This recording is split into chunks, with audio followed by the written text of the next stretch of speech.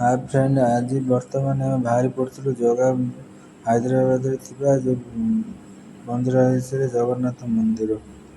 जगन्नाथ मंदिर देखिए प्राकृतिक सौंदर्य देखापी आम आपको आज नहीं जीव जगन्नाथ मंदिर बाहरी पड़ू आम मोर मामू को आम दी भाई गाड़ी टी बहुत स्पीड चल चल आम दी भाई बर्तमान बाहरी पड़ू जगन्नाथ मंदिर दर्शन करने। जगन्नाथ मंदिर दर्शन करने पाखापाखि हो गला।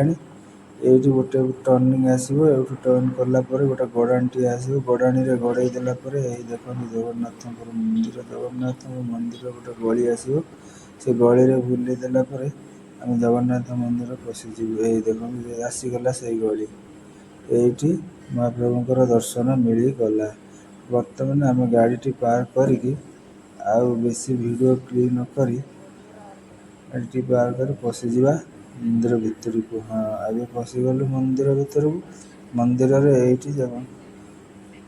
ये आम प्रसाद किणा पड़े प्रसाद किणी सारा भितर भोग लगे पारे भाई आम भोग लगे आसिले आम जाऊँ से सब किणी कर भाई भौणी कथबार्ता होने भी देखा आम भी देखा आसचु।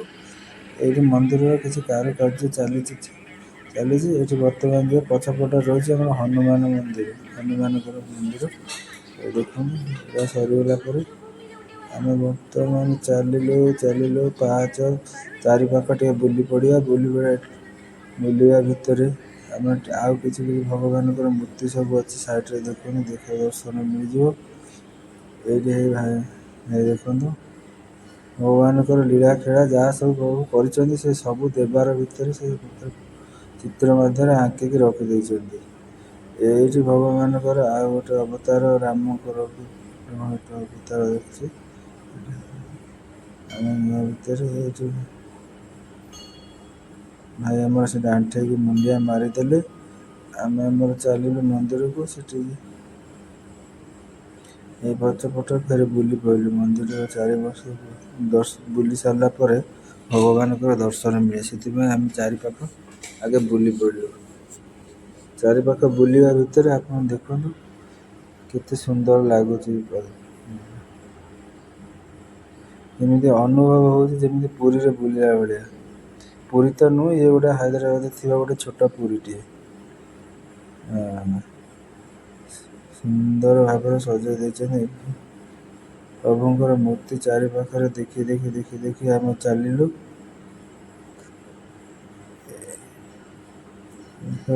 देखा भूली जाइए। यहाँ आम मेन गेट थी से आम आसवाटा आपण देखे पार नी जहाँफल टे जल्दी बाजी थी तो से आउ गोटे मंदिर जीवार जापार नी यूँ आम बुली पड़ा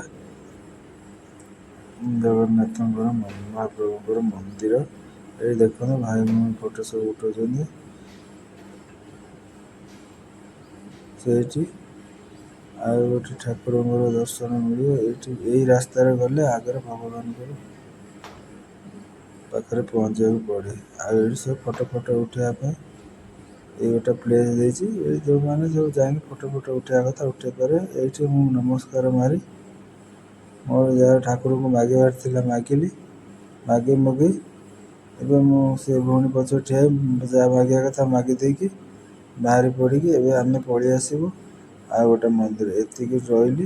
आपंकर दर्शन केमी लगे जनइबे कमेंट।